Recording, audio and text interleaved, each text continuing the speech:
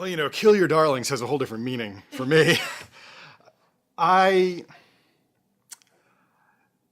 this is sort of a difficult question for me to answer because I have come to learn that the way that I write, which feels very natural and normal to me, is actually sort of strange for other writers, for other people.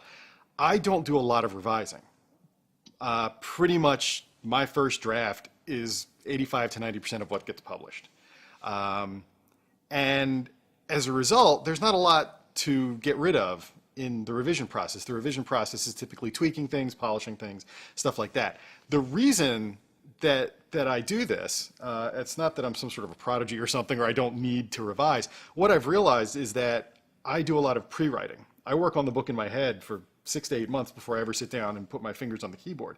And as a result, I've already sort of figured out a lot of the problems and negotiated my way around them. So there's really not a lot of darlings that need murdering, and some of them deserve it, by the time I've actually written the book. But I like this question because it does remind me of something that I wanted to bring up, because I know writers will look at this. And that is that with my second book, Boy Toy, I had a moment, it was maybe 2 or 3 sentences in that book, that my editor said, look, this is just too much. Does this have to be in there? And I said, well, yeah, I think it does. I think it says something about the relationship, the student-teacher relationship here. She goes, but it's just too much. It's, everything else is fine. All this other, these horrible things that happen and the child abuse and everything, that's all fine. But this moment. And we went back and forth and back and forth and back and forth. And finally I took it out. Again, it was just a couple of sentences. And I regret that.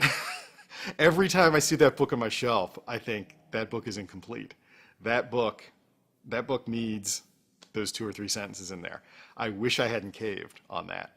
And if they ever have to reprint it, if they ever have to reprint it, I'm gonna have them put it back in, because it feels like I gave in on something. And I think it's a difficult lesson to learn, because we try to trust our editors, we try to trust the people who read our books and give us advice before we turn them in. And a lot of times you think, well, I don't agree with that, but people have said it, people whose opinions I respect tell me to do this.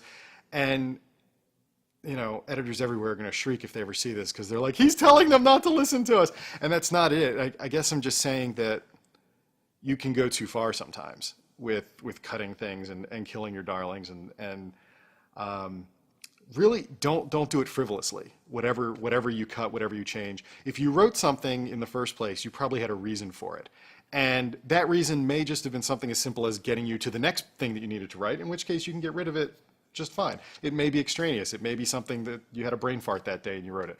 But you probably had a reason.